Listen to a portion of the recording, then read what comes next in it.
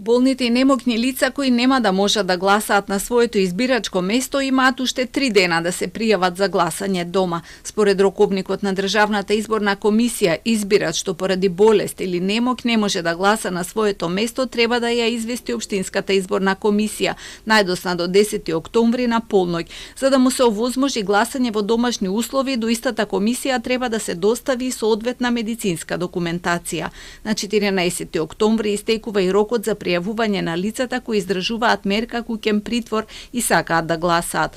Немокните или болни лица, лицата во куќен притвор, затворениците и корисниците на старски домови гласаат еден ден пред изборите на 18 октомври. Гласањето во домовите го спроведуваат избирачките одбори. Според избирачкиот список за локалните избори 2025 година се запишани вкупно 1.832.415 избирачи.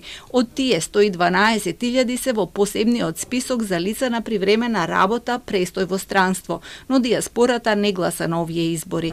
2162 лица се на издржување казна затвор или во притвор, а 450 се од домовите за стари лица. Најмногу избирачи има во Тетово 87.878, а најмалку 1905 во Лозово.